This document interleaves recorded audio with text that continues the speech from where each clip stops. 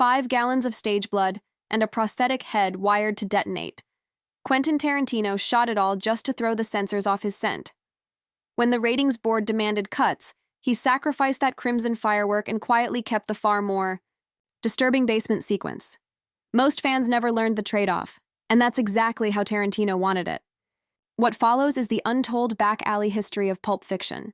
The video store promises, the studio fistfights, the scenes erased on purpose, and the 30-year echo still rattling Hollywood's teeth. The story begins behind a dusty counter in Manhattan Beach, California. In 1988, clerks Quentin Tarantino and Roger Avary rented tapes by day and wrote feverishly by night, trading tales of hard-boiled crooks, twisty timelines, and pulp magazine grit. Out of their marathon brainstorms came an orphaned script fragment called Pandemonium Reigns. It followed a boxer, a gold watch, and a pawn shop ruled by a masked sadist. Avary's pages were raw, banjo-tight dialogue, sudden violence, and a sense that anything could happen.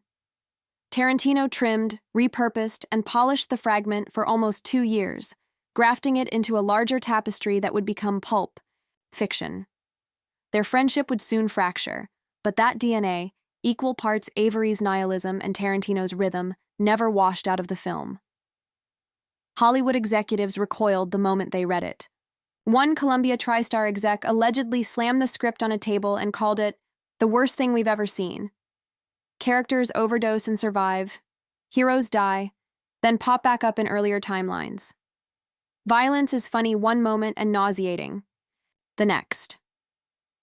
Studio notes came back with the same refrain: too violent, too talky, too weird. The suits worried the heroine scenes alone could sink the movie. By summer 1993, every major backer had walked, except the Weinsteins. Miramax, newly purchased by Disney, smelled blood and opportunity. Harvey Weinstein offered Tarantino final cut and an $8.5 million budget. There was a catch. Everyone, including A-listers, would work for scale, roughly $20,000 a week. That funny. Equal pay strategy shaved $500,000 off costs and let the filmmakers splurge elsewhere: tracking shots, vintage cars, and an unforgettable surf guitar soundtrack. Casting the film turned into a knife fight. Tarantino wanted the washed-up star of Grease, John Travolta, to play Vincent Vega. Weinstein threatened to yank funding, lobbying hard for Daniel Day-Lewis and Sean Penn. Tarantino dug in. Travolta or nothing. The actor accepted a brutal pay cut, $140,000 versus the multi-million checks he once commanded, but the role resurrected his career and earned an Oscar nod. Samuel L. Jackson nearly lost the part of Jules Winfield to character actor Paul Calderon. Furious, Jackson barged back into casting, greasy burger in hand, and unleashed the profanity-laced sermon that now anchors the film. A studio executive mistakenly called him Mr. Fishburne during the audition.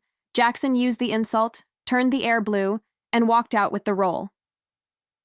Matt Dillon hesitated over the script, wondering if he could flip Butch for Vincent. By dawn, Bruce Willis swooped in, snapped up Butch without reading twice, and used his international star power to pre-sell foreign distribution, effectively bankrolling the entire movie before cameras rolled. Uma Thurman wasn't even on the original shortlist. She found the script disgusting, but one marathon lunch with Tarantino convinced her to gamble. That gamble minted Mia Wallace, cigarette poised, black bob shining on posters from Paris to Tokyo. With cameras rolling, Tarantino shot more footage than he could ever use. He filmed Marvin's death as a full cranial eruption, prosthetic skull, blood cannons, gray matter spraying the windshield. He knew the MPAA would pounce, so he built the grenade specifically to be cut. When the board demanded a trim, Tarantino surrendered the exploding head and quietly kept the far creepier basement sequence. He used the same sleight of hand on the gimp. In an excised prologue, we learn the masked captive was once a hitchhiker kidnapped 7 years earlier, beaten into obedience, and hung by a rope whenever he slept. The more detail Tarantino removed, the more unsettling the character became. Other lost moments softened or sharpened different edges. Mia Wallace originally whipped out a handheld camcorder and peppered Vincent with rapid-fire questions. Beatles, or Elvis, boxers or briefs. The exchange established her as a playful interrogator and explained why she later teases that an Elvis man should love Jack Rabbit Slims. Tarantino loved the scene. He cut it anyway because it slowed the pulse. Dealer Lance delivered a 3-minute Valley Rage monologue about a gas station attendant who sent him on a 40-minute detour. It mirrored Vincent's rant about his keyed Malibu, too stone cold. Tough guys undone by petty slights, brilliant, hilarious, and gone. Even Butch's late-night cab ride once lingered on death rituals in Colombia and the curse of violence that stalked his bloodline. Editor Sally Menke begged to keep it, but tempo trumped poetry. Tarantino trimmed until the finished film ran a lean 154 minutes, every scene snapping into the next like a switchblade. Not everything cut wound up in storage. Some reels vanished entirely. Phil Lamar, Marvin, revealed decades later that Tarantino told him point blank, "We're blowing your head off so they'll let me keep the basement." Lamar's fee for 3 days' work, $5,000, a blood-soaked prosthetic, and a career-changing anecdote that still gets him podcast invites. Mystery didn't end in the edit bay. The glowing briefcase, opened 3 times and never explained, turned audiences into amateur theologians. The most famous rumor insists the case holds Marcellus Wallace's soul. Devotees point to the satanic 666 lock combination and the Band-Aid patch on Wallace's neck, supposedly the extraction point in certain folk myths. Cooler heads prefer the diamond theory. Maybe the case contains the stolen gems from Reservoir Dogs, linking Tarantino's universe.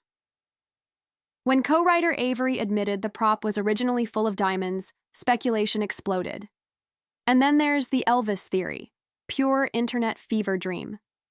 In this version, the briefcase holds Presley's candy yellow lame suit, the same one he wore on a legendary album cover.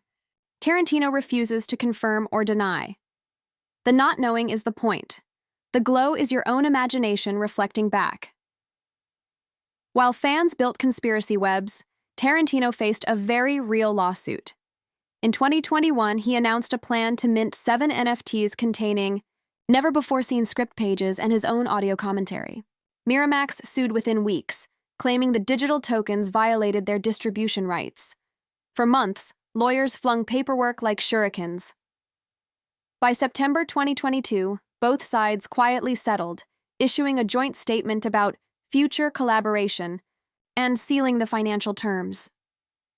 The NFTs that did reach buyers contained only scanned text and Tarantino's scratchy tape recorder storytelling, no lost footage. Collectors grumbled, lawyers cashed out. The myth survived. 30 years after Pulp Fiction crashed Cannes and stole the Palme d'Or, the movie is getting a fresh coat of celluloid armor. Paramount has pressed a 4K Ultra HD 30th Anniversary Collector's Edition, complete with Jack Rabbit Slim's pop-up art and lobby card reproductions. Shipping December 2nd, 2024. Select theaters are projecting newly struck 35mm prints, the same rattling format that stunned midnight audiences in 1994. Phil Lamar, now a veteran voice actor of Samurai Jack and Futurama, marked the anniversary by confirming on stage what fans long suspected. The exploding head footage no longer exists. Whether that's entirely true or another Tarantino sleight of hand remains part of the fun. Financially, nothing about Pulp Fiction should have worked. An R-rated indie with brutal humor, time jumps, and no clear genre label opened on 1/300 screens, and held its ground week after week, eventually grossing $213 million worldwide on an $8 million spend. Disney executives, suddenly aware their quirky side label could mint blockbusters, gave Miramax a freer leash. Rival studios birthed their own boutique divisions, Fox Searchlight, Paramount Classics, hoping to bottle that talky, blood-spattered lightning. A-list actors followed Bruce Willis's lead, toggling between Oscar bait and micro-budget risks. The industry line between indie and studio blurred until nobody could spot the stitches. Yet numbers feel small compared with the film's cultural residue. Royale with cheese jokes and sitcoms, wallet merch reading BAMF, dance floor, homages from Tokyo to TikTok. More quietly, Tarantino's editing philosophy, kill your darlings for rhythm, became gospel in film schools. Students talk about the heartbeat, The idea that a movie should feel like it's playing a drum under your seat. If a scene interrupts the beat, you slash it, no matter how brilliant. For decades, Pulp Fiction has been Exhibit A, so will the lost reels ever surface? Tarantino insists the real treasures were destroyed or taped over. Studios swear giant warehouses hold nothing but labeled cans and empty air. NFT bidders are left clinging to scanned dialogue and the echo of a director's laughter. Maybe that mystery is the final magic trick.